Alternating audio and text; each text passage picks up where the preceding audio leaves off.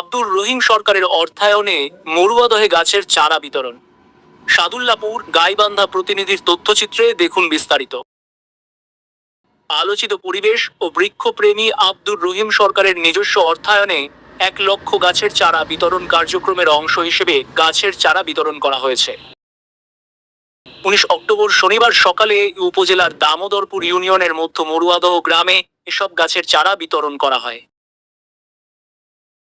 এ সময় উপস্থিত ছিলেন তরুণ সমাজসেবক কাউসার হাবিব আকাশ, আমিনুল ইসলাম, খায়রুল ইসলাম, মকবুল হোসেন, সাইফুল ইসলাম, সাদেকুল ইসলাম, রাসেল মিয়া, আব্দুর রাজ্জাক প্রমুখ।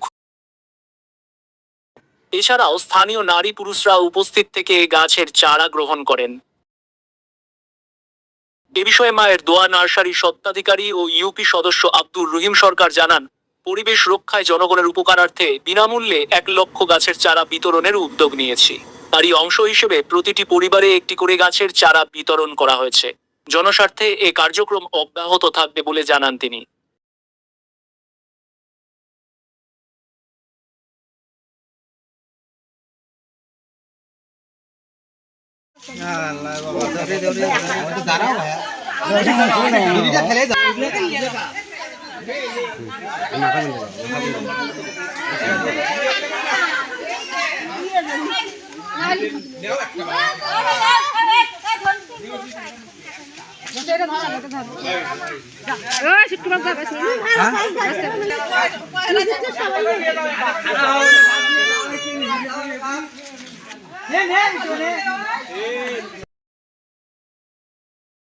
নিউজ ডেস্ক, সারা বাংলা সংবাদ, ঢাকা।